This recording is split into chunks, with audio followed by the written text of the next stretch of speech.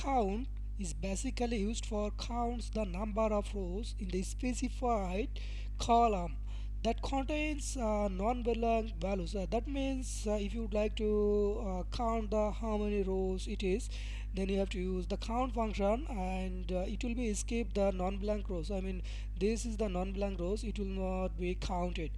And the count function have some restrictions. It will support only numbers, dates and distinct type of column. Like this is date column, it can be used for count. This is string, it can be count. And this is the number type, so it can be counted. Only the boolean type of values like true false will not be counted using the count function. So let's apply this count. So it should be